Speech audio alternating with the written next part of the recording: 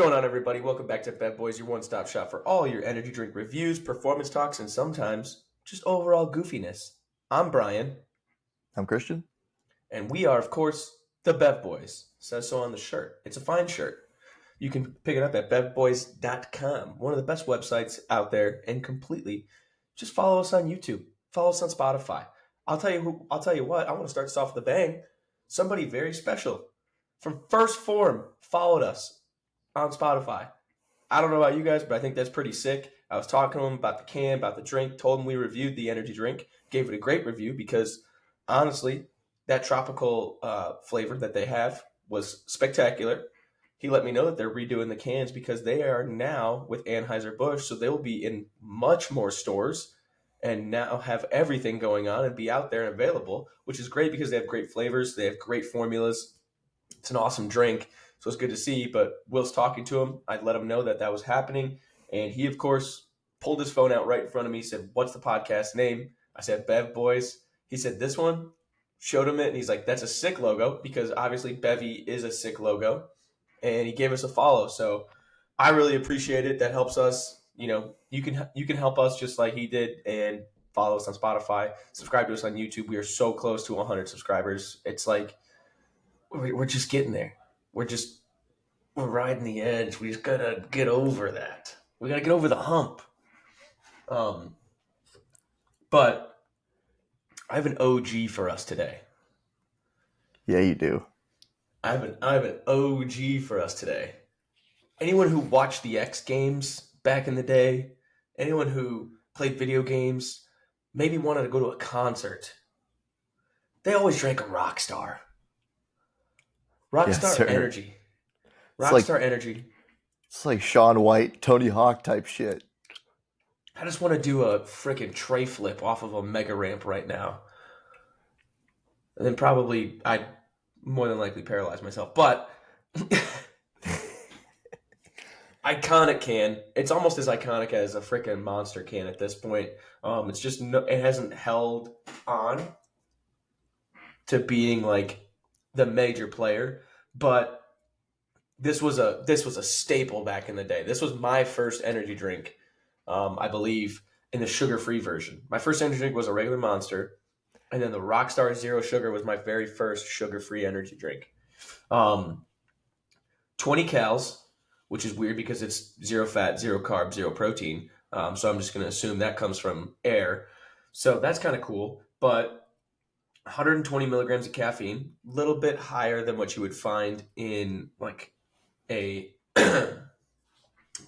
a Red Bull, but it's about the same that you would get in a 12-ounce can of Monster, whereas a 16 is going to be around 160. This is a 12-ounce can.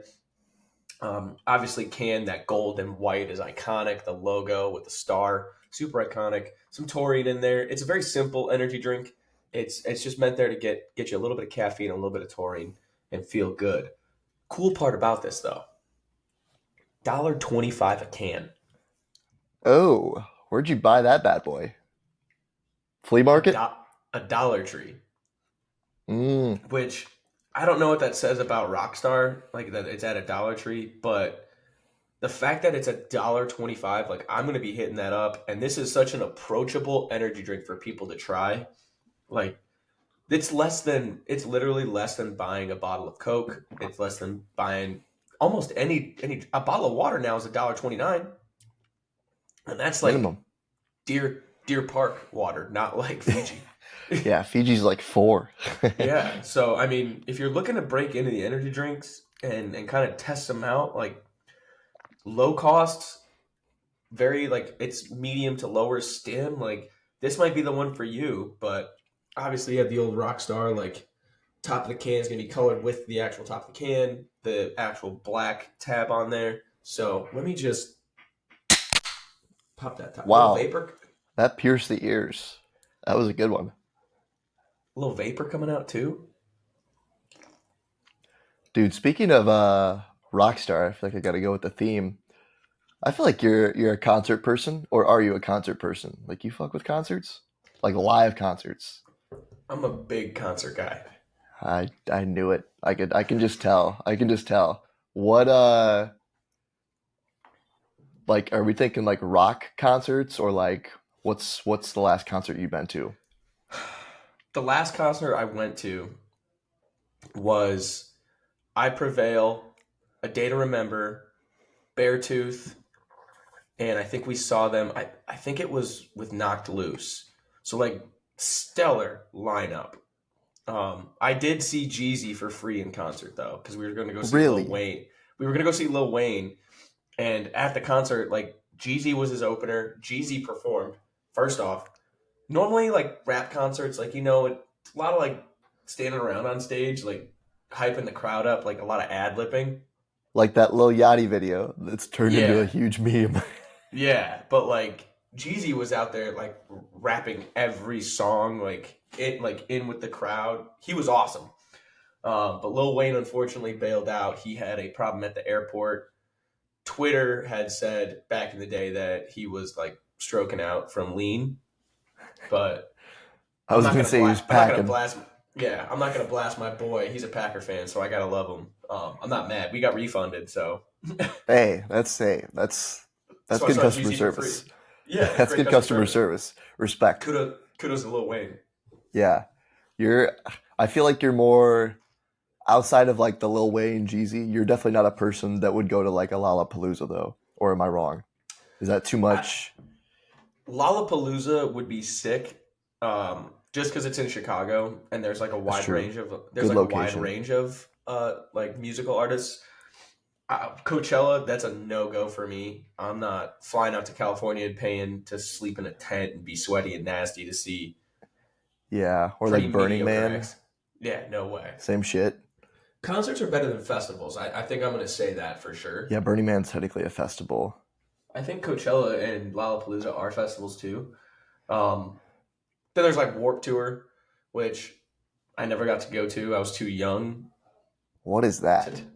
Warp Tour. So Warp it's like Tour? you never heard of Vans Warp Tour? So Vans put on a traveling concert festival back in the day where they would bring like 50 like punk rock, screamo, alternative bands, and they would travel the country as like a giant like moving festival. And tickets would be like $50. They would be like 3 days in a state or in a city, and you would just go for 3 days and see everybody. And they would just rifle like this band's here at noon at 1:30. The next band shows up, and then they had like big headliners.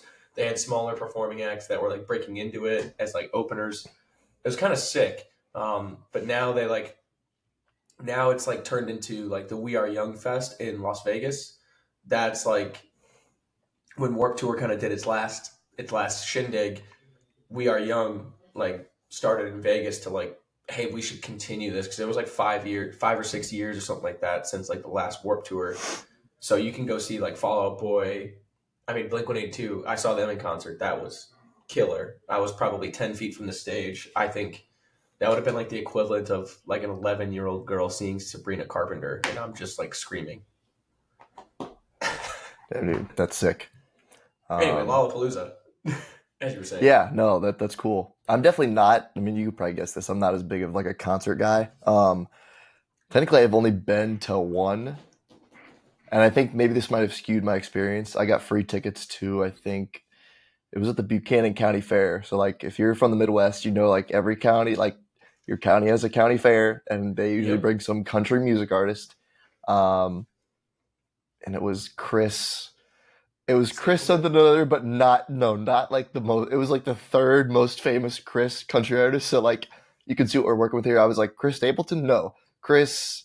I want to say it was like Chris Jericho. Jansen. No, it was like Chris Jansen. It was like the guy who sings the song about like something about a boat, which I guess that doesn't describe it at all because That's that's like every every country country artist. song. um, but yeah, Chris something or other. You could tell how much I liked it because I can't even remember the dude's name, but it was just kind of like, like my friends are going, we'll go. We had, VIP tickets, which I feel like everyone was in the VIP, air quotes.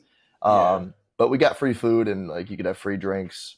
But it was also just kind of weird because it was like, like I'm seeing like my friends' parents like just getting getting smashed. Like, so it was just, I think that just kind of took away from the experience for me. But it was funny. I was talking with our AT here in the DR.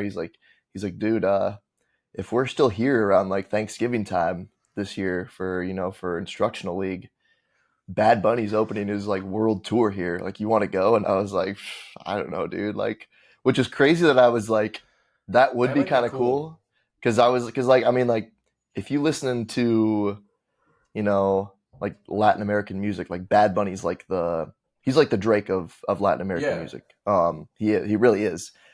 You really know when someone's super popular when people that don't even like speak the language like their music. Like, there's kids down here that like listening to Drake even though they don't know what he's saying, and there's people in the States that like listening to Bad Bunny even though they don't know what he's saying. That's when you know you got the juice. So, and it's his world tour. Just came up with that new album not too long ago.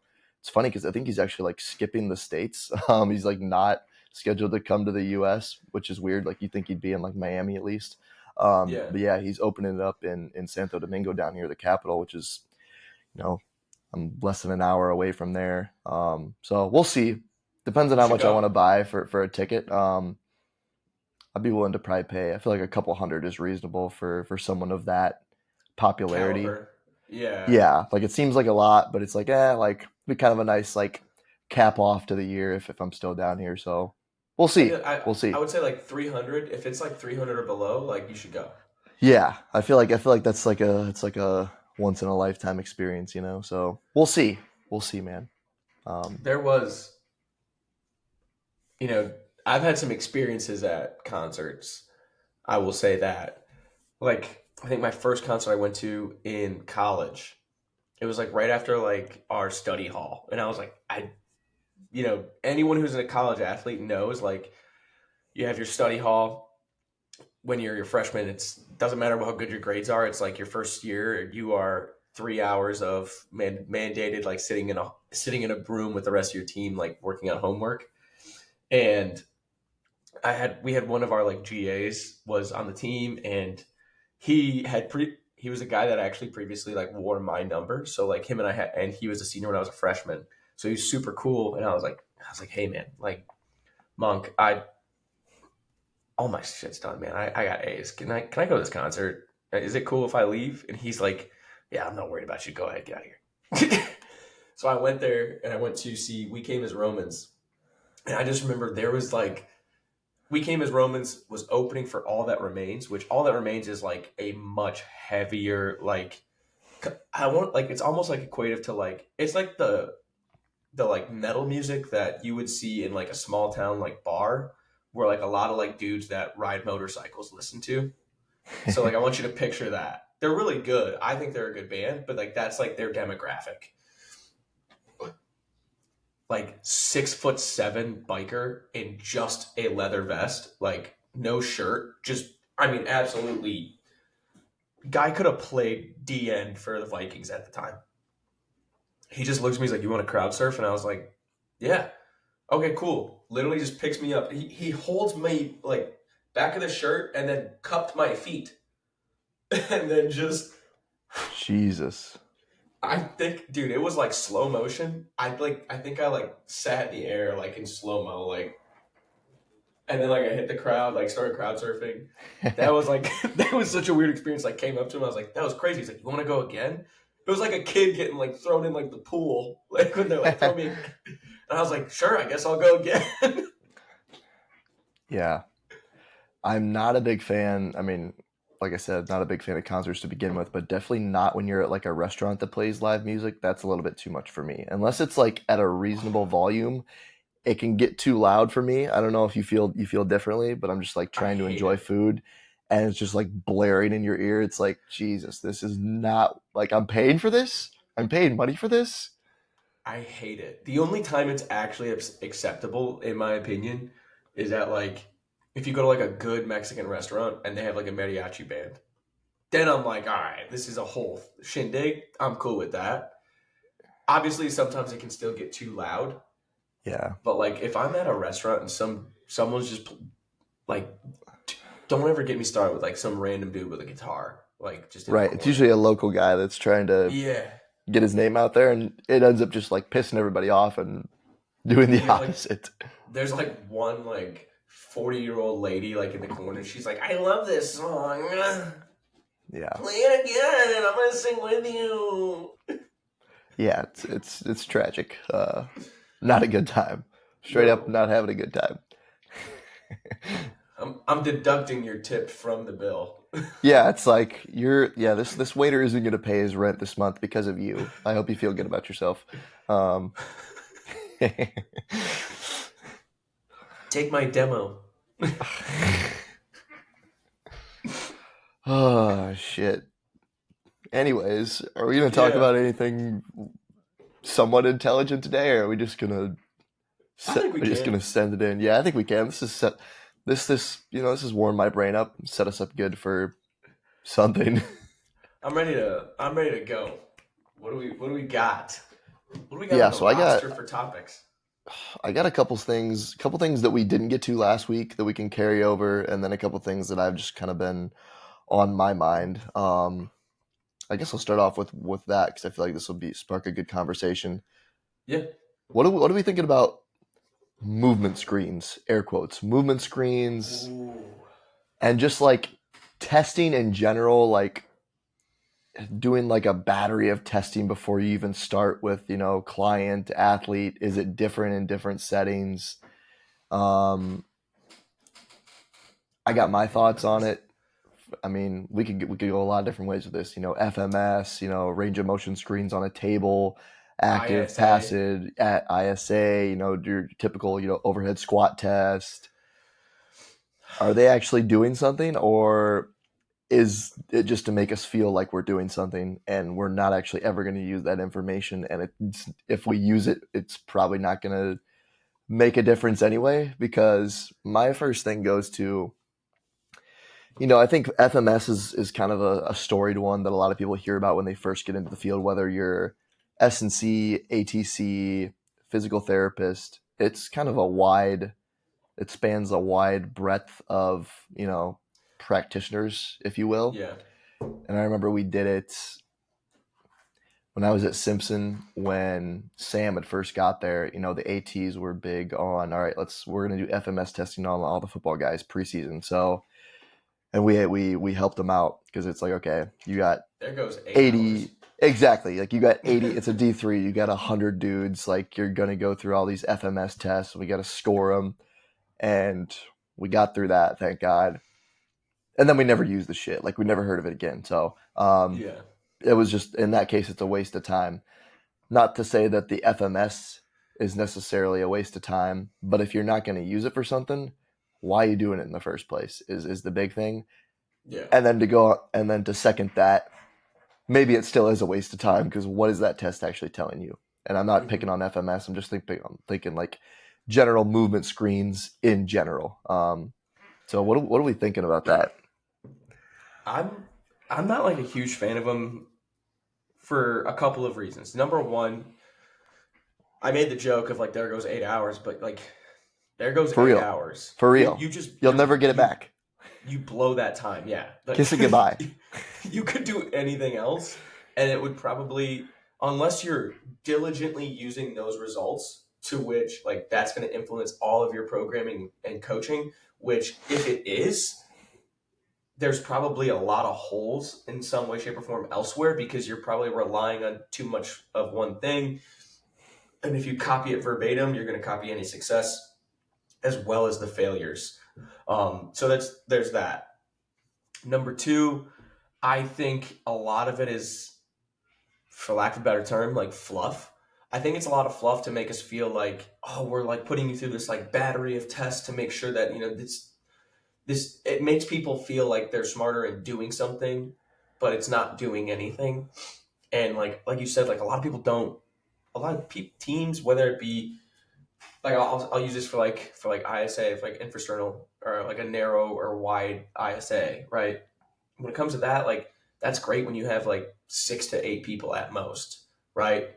And that's going to be something like I've had a conversation about this with Greg um, at Towson, and it's a cool concept, but is that really a determining factor on how you need to program? I mean, obviously, like you have different breathing patterns, but like maybe it just influences some aerobic activity. It shouldn't really influence a lot of your true strength patterns or a lot of like your speed stuff.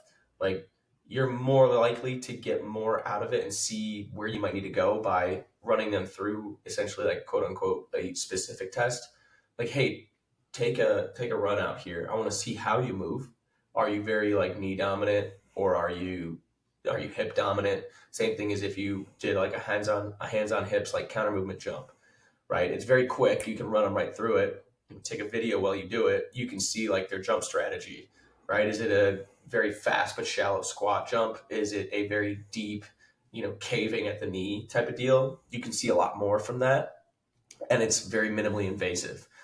And I think that's like the big thing is when you choose any of these tests, whether it be a movement screening, like an overhead squat, like how many people can truly overhead squat, right? I try to do it and it's pretty tough. And the way that you're supposed to do it is like obviously like knees like shooting out in front of you. You might just have limited ankle mobility, but you can squat to full depth because like for me, for example, I widen my feet, and when I get into a full squat, my hips sit inside my feet, right? That's just my squat pattern. And that's probably based off of more so like my pelvis and glenohumeral joint, and then a little bit of like my ankle mobility. Many roads lead to Rome. Some are just a little bit more paved. And I think like if you try to like look at, hey, this is how it's supposed to be done, you got to fit into that box or something's wrong. It's so hard to tell. Like the other thing would be like when people do like a Nordboard test, and I'm not hating on the Nordboard. I think it's a good tool. Um, but I think we brought this up before. It was like 2 years ago, University of Wisconsin Madison did a test, and they kind of traveled and tested out people with hamstring injuries. They saw so many different like asymmetries, like the scatter plot of all the data was literally a legitimate scatter plot. You couldn't find a trend line. Because the two determining factors for hamstring injuries were you over the age of like 23, and did you have a prior injury? There were people who were completely like symmetrical that blew out their hamstring. There were people that were completely symmetrical that were totally fine. There were people that had the largest asymmetry but no injury, and vice versa, right? Some of these movement screenings don't really tell you what you think you're being told, if anything. And then aside of that, like you're probably never really using that information again. Right. So it's kind of a waste of time when you could have been like, hey, let's get like introductory today. And, you know, maybe you go like Dakin style block zero. And it's like, hey, we're not going to throw a ton of weight on today, but we're going to move.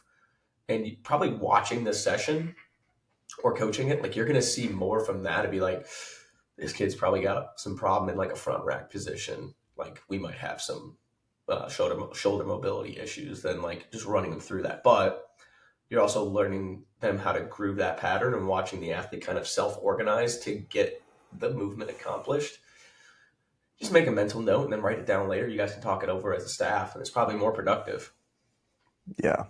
Yeah. The hamstring stuff's interesting because it's like people like to throw around asymmetries a lot. And from to second your point, I've done like a little bit of research. Like there's a lot of research on like Nordics and like hamstring injuries. And it's like the asymmetries don't really predict it very well, especially like, I mean, even up to like a 10, 20%. And that kind of brings up the question, would you rather have two symmetrical hamstrings that are weak as shit or two strong asymmetrical limbs? From like some of the stuff that I've read, it kind of seems like just having overall strength is kind of the like if you're weak as piss, probably gonna be more likely to get injured. And then obviously it's a workload thing as far as like sprinting volume and stuff like that. And obviously the mechanics play into that. Like Mm-hmm. anytime you try to simplify an injury like that down to one variable, like it's just probably not going to be very accurate. Um, but yeah, it's screening like that, or really any type of screening, is tough because most of them are so far removed from what the actual task of sport looks like that you can't really compare them. And I think it's tough to make connections between a table test or a Nordic versus dynamic sporting movement that is just, it's so much different. How can you really, like, you might be able to tell, okay, if a guy is super weak, Okay, yeah, probably going to be they're going to be less able to resist forces, which could potentially lead to injury. But you can tell that from someone lifting. Like you can tell that from putting them through a session. Like, oh, this guy's struggling Hmm. with 135 on the bar. This guy can't even like hardly stabilize on a single leg RDL with almost no weight. Stuff like that, you're gonna be able to tell through actual training, and you're gonna be accomplishing more and being more efficient with your time. Um, and it's interesting to think about like table testing, testing, internal like IR, ER of the hip and the shoulder, and then like like The hamstring the straight leg, degrees of motion.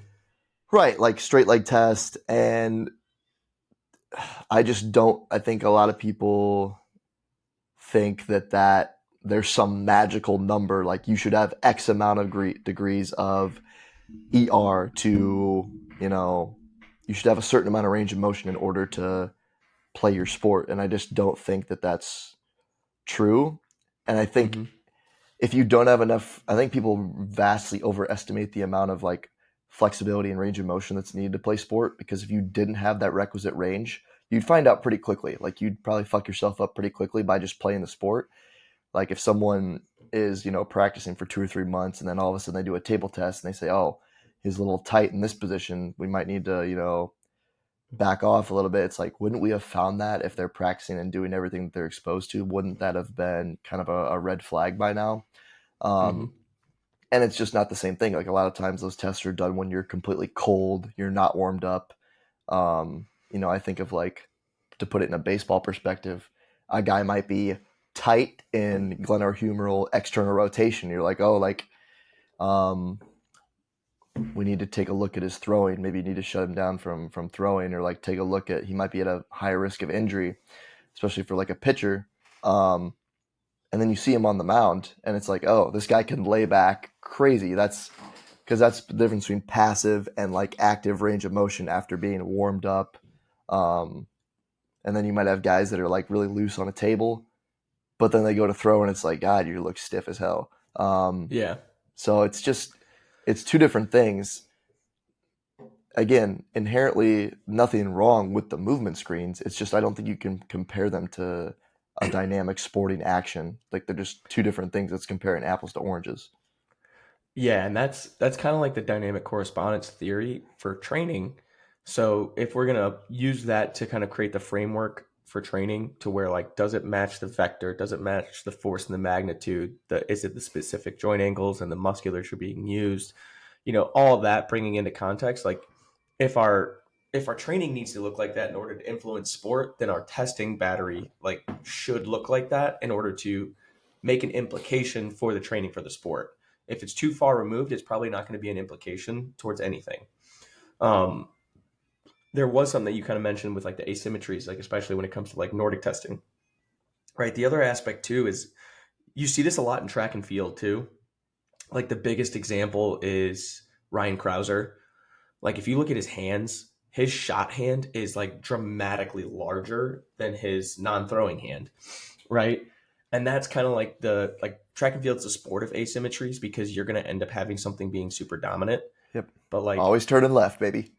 always turning left, yeah. Or like if you look at like just a sprinter or a jumper, like they're going to probably have like, for lack of a better term, they're going to have a strength oriented limb and a very coordinated limb.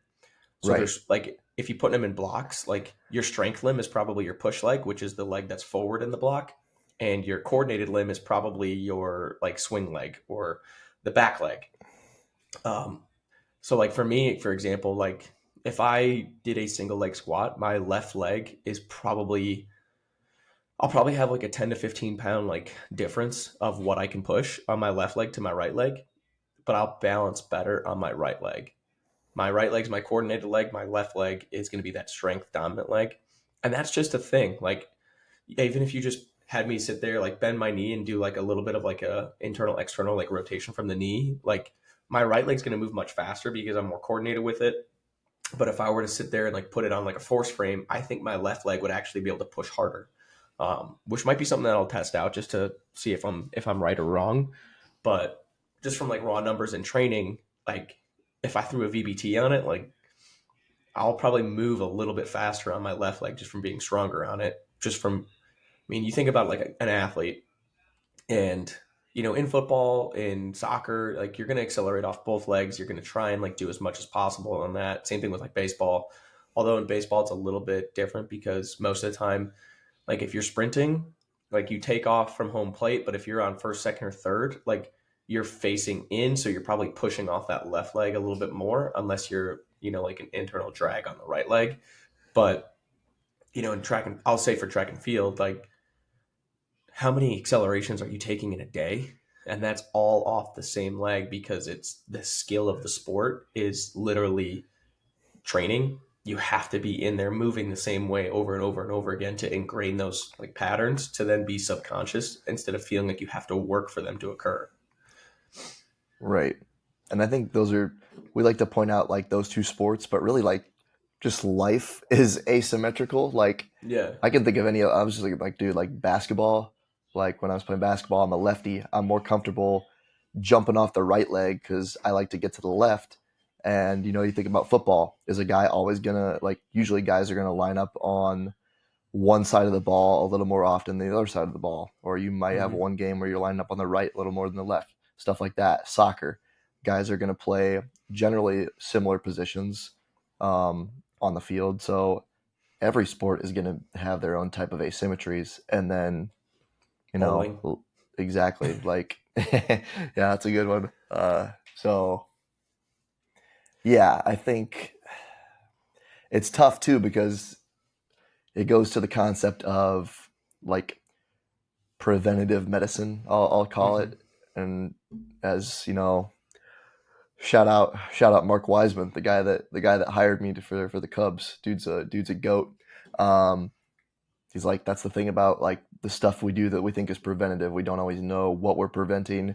We may not be doing jack shit, but is it better to just not do anything or to try and think, maybe sometimes you might do more harm than good, but I think if the thought process is there, um, you're probably going to end up preventing some things. But if they never happened in the first place, you don't really always know what you're preventing, unless you can compare data from year to year as far as like injury rates and stuff like that. But that's where it gets tough.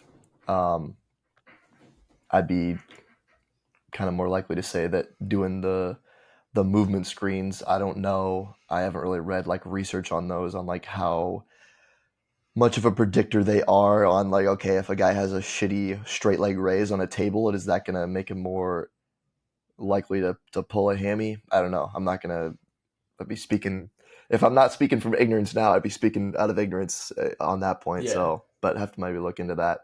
Um, The other aspect is like it's none of it's going to be preventative because at any point something chaotic can happen. Like it's basically just risk mitigation, right? exactly. And the easiest way to mitigate risk is to bulletproof somebody. Does that bulletproof somebody? Or like if it says like, hey, they're going to be really prone to like hamstring issues, you can't sprint them. Well, when they get into the sport, they're probably going to have to sprint.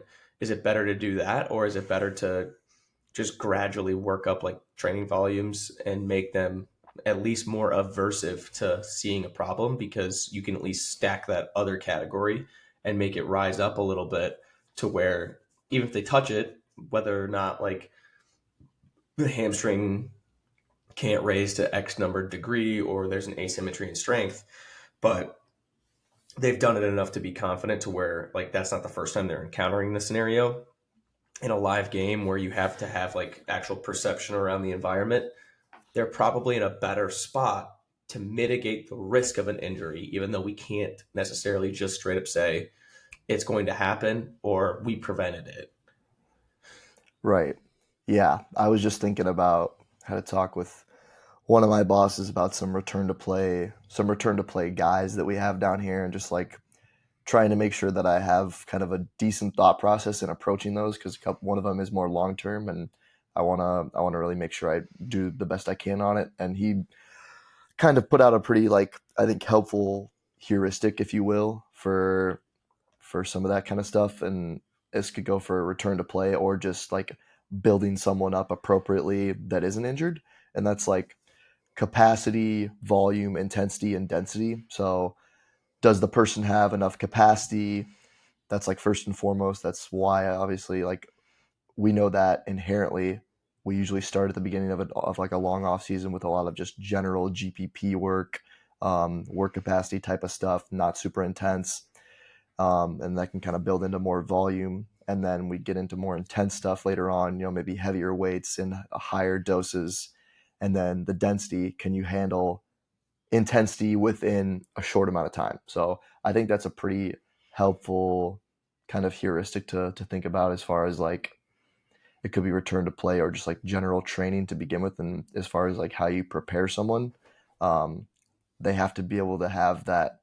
If you can't just jump right to intensity, if they don't have requisite capacity or volume built up, and if you can't just put in a bunch of density, if you haven't done intensity, like you can, but it might not work out as well for you. So Yeah. Um, there's one that I wanted to get into, and I don't know if we've really talked about this before. But you kind of mentioned it, and it's bringing it back to my head here. Like you said, like passive versus like your passive mobility or passive flexibility versus essentially more active flexibility or active mobility. Like where do you stand on like what would you classify like true mobility? Like I think there's a big difference between flexibility and mobility, but like what's I think like you've probably heard me talk about it like back when you were still with us here at Elon, like what I consider the differences, but like where are you standing on that currently? shit, that's a good question. Um, when I first think of mobility, I think of more like range of motion around like joints specifically, and then when I think of flexibility, I think more so muscles. Um, that's a super simplistic view. I Mm-hmm. probably need to look into that a little bit more, to be honest with you.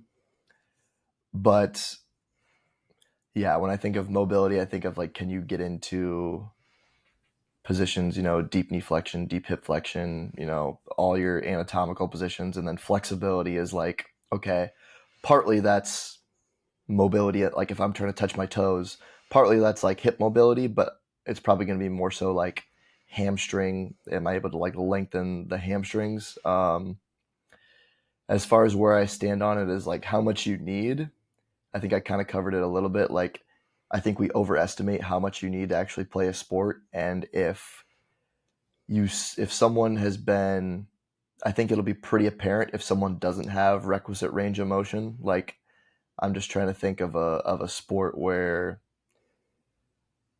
like, if you tried to, like, if someone that was playing basketball didn't have the requisite range to like play the sport well, it would probably be pretty easy to expose that as far as like, okay, if they're trying to play defense, they're probably not going to be able to get very low. They're not going to be able to move like laterally, and that might not be because they can't get into those positions, but just they're not used to like being in them for a long period of time. And then baseball, same thing. Like if I tried to just started throwing like a baseball and playing catch, like I would look super stiff because I don't have the type of external rotation at the shoulder that these guys have. But if I threw every day, I guarantee I would get more ER because like that's one thing. That's kind of just like a specific adaptation to the sport of baseball. The more you throw, you're probably going to get more ER. Um, Flexibility is something where it's like I don't think like if you have people talk about tight hamstrings and it's kind of this arbitrary term where it's like is it just from like a table test, is it more of like a pelvis positioning type of problem? Does it actually mean that if you're quote unquote tight, you're going to be more likely to like pull something? To me, I don't know if I buy that. I think it's more of like, are you like prepared? Have you done like a solid like prep to get ready for that activity? And are you built up like physically? Like obviously, if you take a guy off the couch and tell him to sprint, yeah, he's gonna pop that shit off the bone. But if you're like it's kind of just, are you in a state? Are you prepared or unprepared for those Yeah. positions? Like there's no good or bad positions. It's either prepared or unprepared, and a lot of that stuff is going to be kind of dictated by anatomy. Like no two people are going to be anatomically the exact same. We all have the general same structure as far as like, okay, generally same number of bones, give or take. But like people have bone spurs, people have different limb lengths, different, like, just, you could say, different body types, to put it in kind of bro science terms.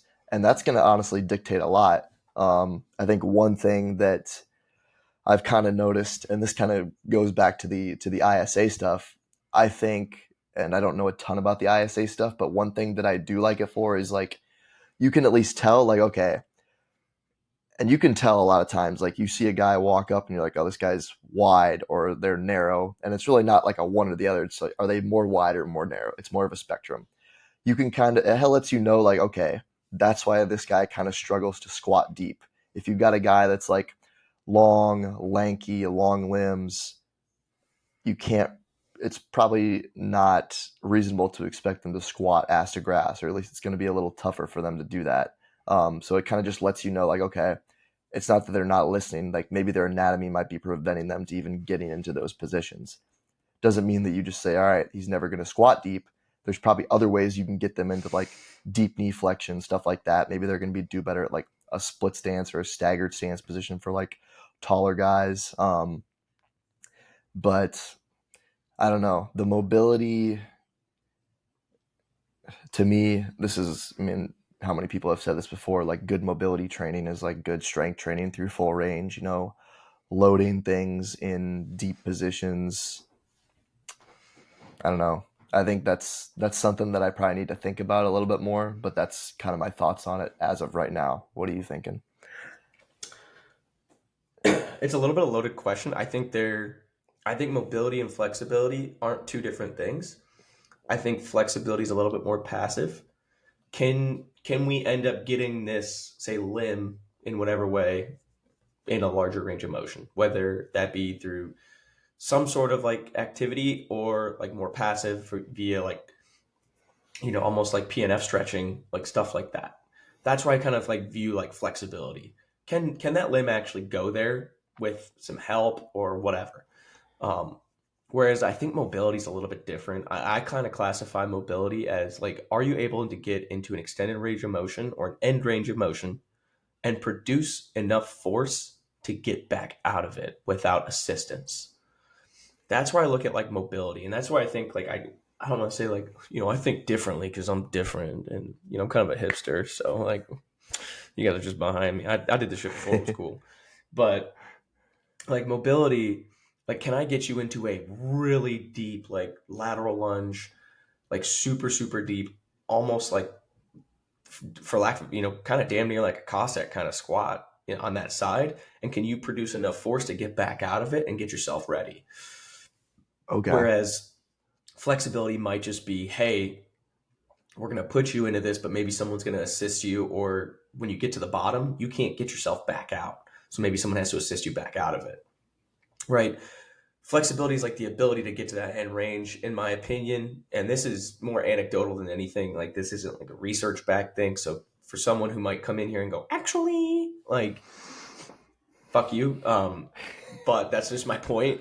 Like, mobility is, can I get you into a position? Can you produce enough force to get back out or extend that range of motion?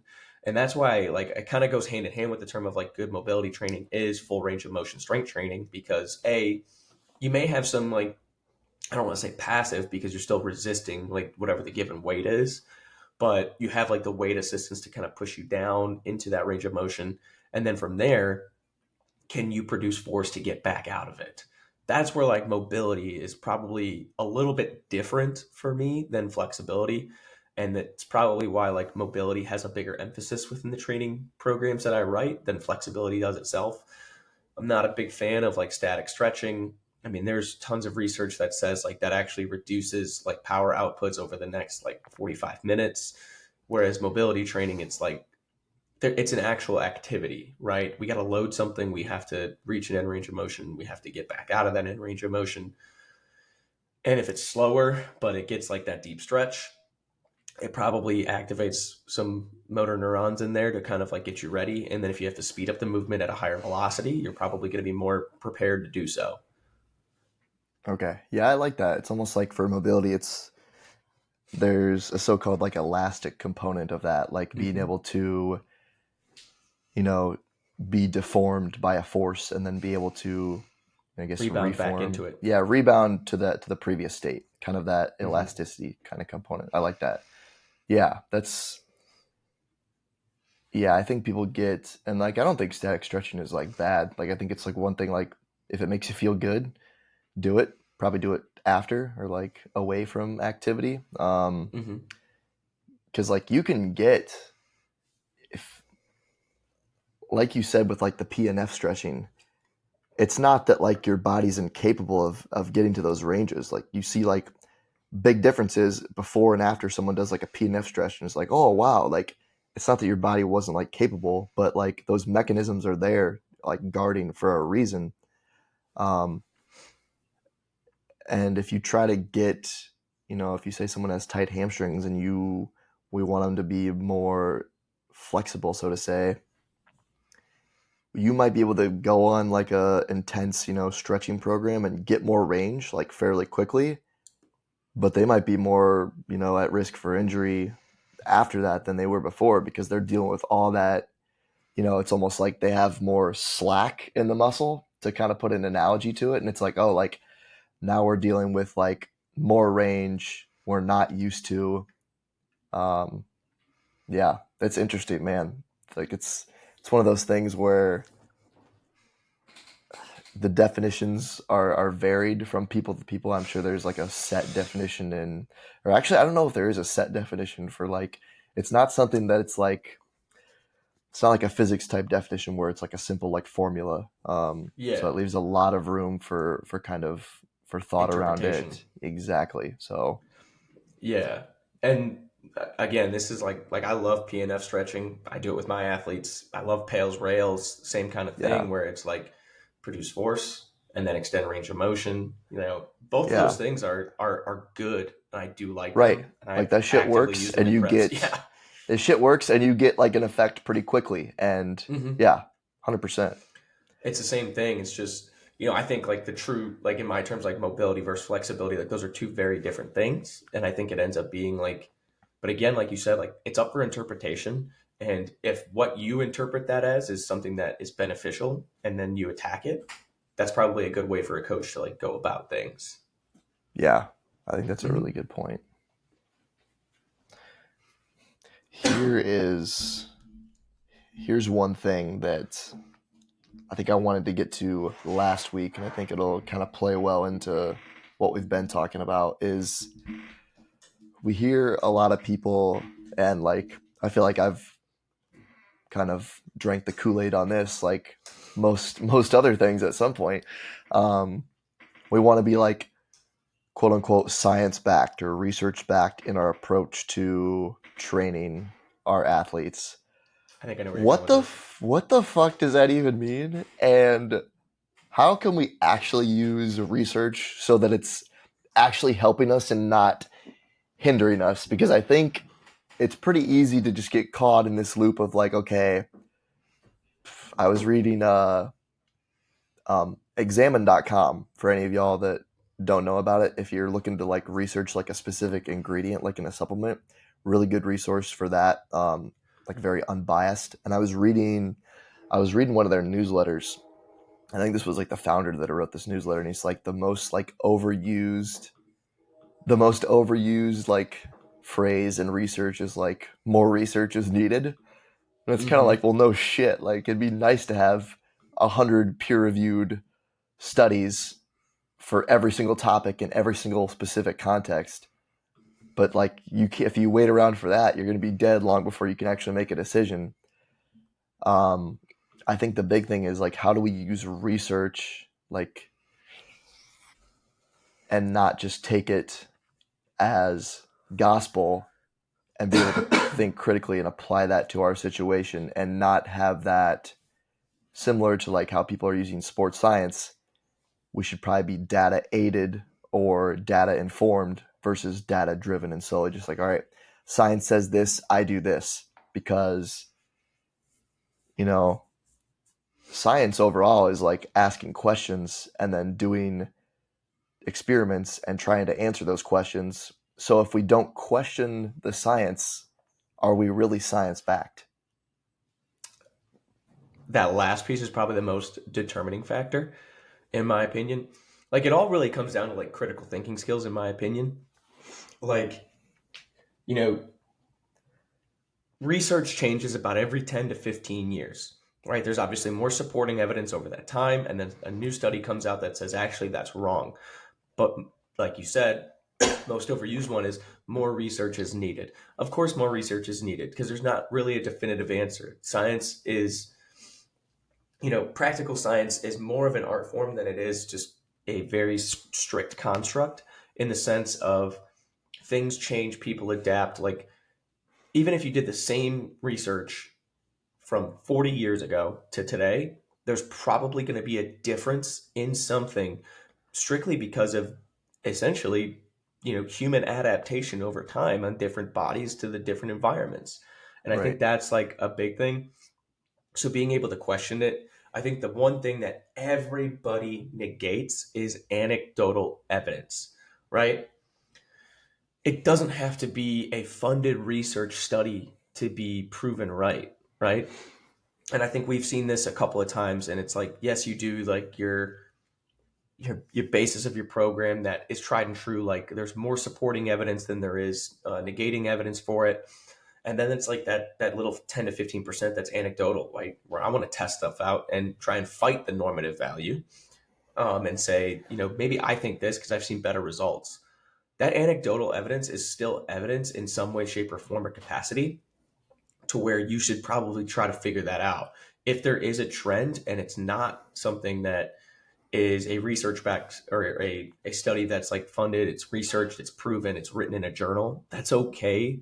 Like you're supposed to argue with these points. That's the whole point of like, I want to say like growth and like thinking within within the field of science, but we should be aided by it, not driven by it. If that's like a good way to put it. It's very similar to like sports science and like technology.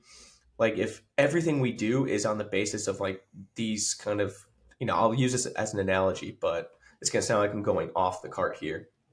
But in a sense of like people getting too consumed with tech, right? And if my whole session is just built around like getting 40 athletes on a force plate to do a counter movement jump, I'm forgetting all the stuff that goes before that influences the measure of that jump. It's the same thing when it comes to, utilizing research where it's like, this is the key protocol that I need to use, or this is the key exercise that I need to use. Well, it's like, what about all the underlying foundational elements that go into a prepared athlete for that to matter, right? I don't need to bring out maybe like a Yuri drill on a foundational level athlete because they're not moving at the same capacity or relative strength or speed or velocity, whatever metric I'm using in order to get them to use that in its fullest capacity. Maybe I just need to go with this route instead or simplify things, etc. Right? The other aspect is try something out. You can try something in a cycle for 3 to 4 weeks. If it doesn't work, it doesn't work. Obviously, don't test and try new things when like shit matters most. If you're not like totally bought in on this, will be able to go.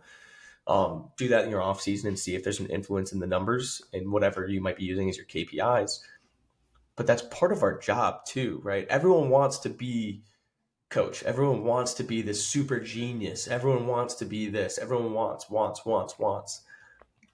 Are they willing to stray from that like structured path? Like you're not this like super genius thinker that you might present yourself to be if you're not willing to test the boundaries and experiment on something. And if you can communicate it to your athletes well, they'll probably buy in on the idea, which is half the battle, Right. right? A bad program coached by a good coach is much better than a good program that's coached by a bad coach.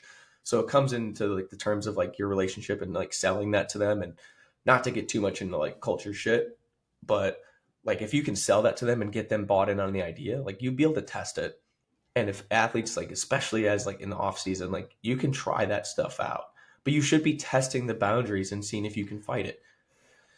It's an age old argument with like Olympic lifts versus loaded jumps, but like if you're one, test out the other, right? Obviously, again, do it in the off season, but see which one influences power metrics a little bit more. Hmm. What does it matter? Like it's an exercise, right? Or a loading protocol. Like, the book says I got to do triphasic, eccentric, then isometric, and then into concentric power. All right, well, this last year I did ISO first and went eccentric. This year I went a week of eccentric, 2 weeks of isos, and then a week of isos, 2 weeks of eccentrics, and then I did Badger with the ISO sandwich afterwards because I was just like, let's see if this works. Like at the bare minimum, they're probably getting some good strength training in that off season. So test it out. Play with that little 5%. See if you get something. You might be right, and then you do look like a genius. But you can't just say like I'm going to copy everything verbatim because that's what it says, and I'm not allowed to stray outside the lines. Like we're supposed to. Like that's the art form of this. Mm-hmm. Yeah, I feel like if you want to be seen as a genius, you got to be willing to look like an idiot to some extent. God, that's a And fucking banger. yeah, like I mean, if you're waiting for to have a light bulb moment where you're just gonna come up with the next big thing in training, like I think that comes through experimenting and like actually like trying to, it's easy. Like this profession can be a grind day in and day out, long hours. It's easier than we want to admit to kind of fall into, okay, another session, like let me, make sure everything's going well, but like actually like looking at, all right, what could I be missing here? And like I think that's a big separator of someone has 20 years of experience or do they have 1 year of experience 20 times, because there's always something more. I mean, how much stuff do we not know? We're never going to know because there's always going to be more to uncover. And like you said, like good program coached poorly or decent program coached really well. I think experimenting hopefully helps us get closer to good program coached well. I think that should be the goal. Like, yeah, we want to be really good coaches, but we also want to make really good programs. We're not going to be able to do that by just following what the book tells us. And I think ultimately at the end Exactly. of the day is just like through all this trial and error, through research, through questioning, through experimenting, we may not necessarily get absolute answers. And I don't think that's what we should be looking for in the first place.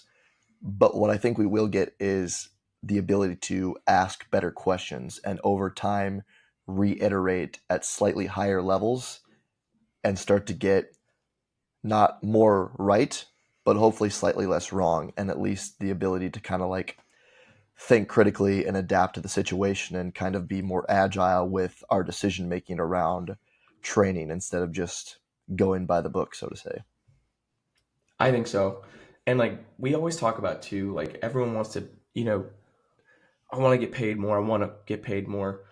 If all you're doing is being able to copy and paste what someone else has done, you now make yourself an expendable thing. If Right. you want to Anyone can do be that shit and they'll do it for less.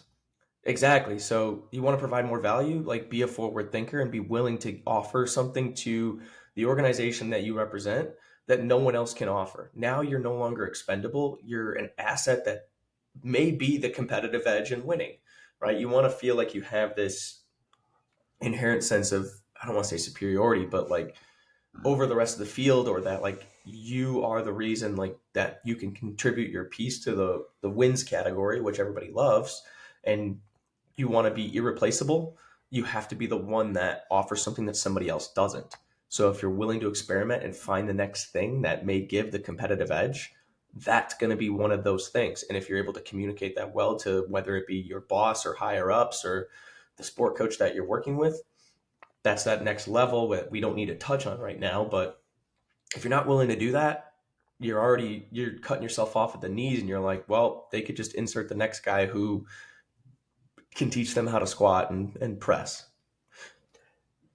Yeah, you have to be willing to over deliver. I don't think it's Mm-hmm. really, if you want to progress like in this field or in life in general, you need to over deliver. That's not really an option, honestly. Like two guys could be doing the same exact amount of work, but it's you kind of have to reference it in the expectations. Like if someone has lower expectations and does more work versus someone has higher expectations and does less work, but that work is equal, you know who's going to win in that and that gets harder and harder as you get better. I think it's harder to kind of over deliver, and that's why people end up separating themselves because they find ways to try to think about, okay, what are we missing? What's a problem that we don't see as a problem that might be a problem?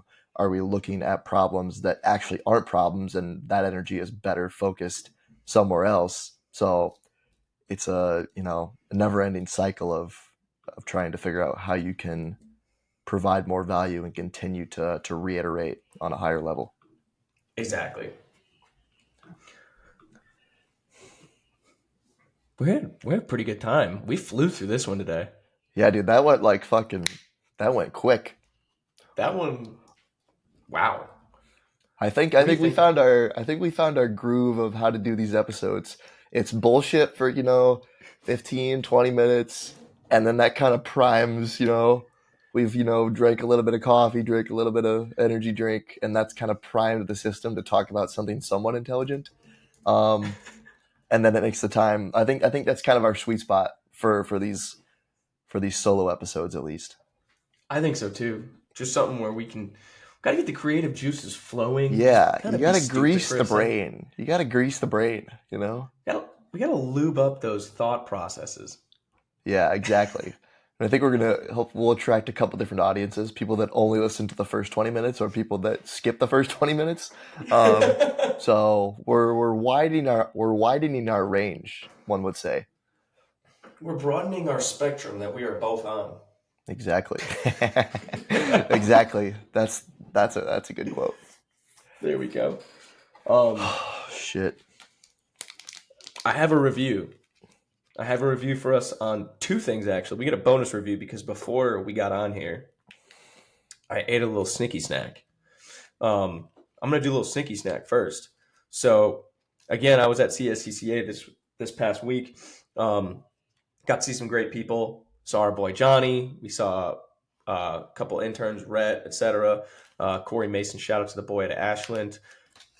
Saw one of the best guests we've ever had, Sam Schmitz. Was able to talk to the guy, the Friend of the legend, podcast. Friend of the friend of the podcast. friend of the podcast, certified Bev Boy. That's But right. while we were there, I mentioned earlier, I stopped by the First Form booth, was able to talk to them. We got some follows, which is, again, thank you. We can't thank you guys enough. But I was snagging some stuff from them. Obviously, they have the best like protein like beef stick on the market. The jalapeno cheddar is insane. Um, but they have like a peanut butter based protein bar, the Power Pro, 15 grams of protein. This is going to be more so like the outright bar, or like the what used to be like the BPN Field bar. Peanut butter base, 15 grams of protein, 17 grams of fat, so a little bit higher on the fat, 23 grams of carbohydrates. The big thing about this is it's completely like it's the simplistic, like non, I don't want to say like when people look at this, like the average public, they're going to say, oh, the other protein bar, like the First Form bar, is full of artificial chemicals and etc. and all that BS. That shut up. It's a delicious bar and it While tastes you're great. And it's staring 20 at your grams of protein. phone, radiating Yeah. whatever. Yeah, your gamma rays into your balls, but Yes, 100 um, percent. it's literally like it's peanut butter, grass-fed whey protein isolate with milk protein, dates, honey, chocolate chips, and they're unsweetened chocolate chips, and like gluten-free oats, coconut oil, egg whites, and sea salt. Like you could not get like more simple on like an ingredient profile for a protein bar. So for the all natural kind of crowd, um, 280 calories, like honestly, it's such an easy one on the stomach. I don't know the price because obviously I got this one for free, so shout out to them hooking me up. But this peanut butter chocolate chip flavor, it's like eating like a peanut butter chocolate chip cookie dough. It's so good. Like I said, sat easy on the stomach. It's filling, but it's not like overbearing. I'm giving this a for sure. Like I feel like protein bars, like there's like their own spectrums where it's like, is it a traditional protein bar? Is it like the like natural protein bar? This might be one of the. This is like right up there with like outright bars. Um, Shout out Big Mark LeBliner. That those outright bars are delicious. But as far as like a natural protein bar with like a peanut butter base, 8.6. Like it's Wow. solid. It is solid. I eat it, don't feel heavy. Like I said, I feel full, but I don't feel like ugh, I'm sluggish now because I just ate a bunch of peanut butter. Um, as far as the boy here, the boy, one of the OGs. This is like if you looked up at like a Mount Rushmore of like the OGs of energy drinks, or like if you were to look at like the Goodfellas of energy drinks, like you have like your Robert De Niro, you have Joe Pesci, Ray Liotta, like those kind of like OGs that are all up there, like looking down on everybody as what they've become. You have Monster, you have Red Bull, and you got Rockstar, right? That's one of those Yep. like big OG threes. It's still just as good. Like it's a little bit more like there's no like description of flavor, right? You have Monster, Rockstar, Red Bull, like those flavors of energy drinks are it's iconic, but there's no like it's not vanilla, it's not berry, it's OG energy drink It's flavor. That's energy what it drink is. flavor. Yeah, 12-ounce can, $1.25. That cannot be. I mean, that's insane. Like I might have to go pick up some of these just to have them around. Um, it's one of those ones that you just drink. It hurts your teeth a little bit because it's it's that like acid flavor. It's so good. 20 cals. I gotta give this like 7-1. 7-1, man. Like, is it the best thing out there? No, it's probably not. There's probably way better formulas and way better new creative flavors. The value that this brings with the added nostalgia, the can looks sick. It just looks like I got off of a construction site and I'm about to go crush a bench workout at LA Fitness. Like, something about that one just rings true. one would say it over delivers. It under promises and over delivers. That's the way. That's the way of this podcast. We under Yeah. promise, over deliver, and inevitably my mom's still disappointed. Yep. Same for me, except for it's my dad. So when are you guys gonna get like a real job? Like what is this? Do you guys get paid? Actually, no, but we really enjoy it. Maybe would you ever think about going back and working for your dad? Yep. Yep, that sounds about right. Yeah. I think that's a Ugh, good note to end on. I think so. Um, as always, guys, huge thank you to anyone who tunes in on whether it's YouTube, Spotify, Apple Podcast. Make sure to follow us on Instagram, bevbois.tv, posting reels of past, present, and future podcasts for you to check out, see if anything perks your interest. Our own personal accounts are collaborated with those. So I'm French_fit40 on Instagram with those posts, as well as general training fitness content. And Brian can be found at bszutkowski, bszutkowski. Again, for the 52nd time on this podcast, I'm very sorry. It's a terrible name. I love my last name, but I know it's hard to spell. Just sneeze at your keyboard and you'll find me. But yeah, make sure to follow those accounts. Stay tuned every week for a new episode. bevbois.com. If you want to buy a shirt, we got hoodies, t-shirts, a couple different styles, wide assortment of colors there. Support the Mm-hmm. boys. Um, make sure to give us a good rating on Apple Podcasts. Get us into the algorithm. If you watch on YouTube, subscribe to the channel. We're so close to 100 subscribers. So close.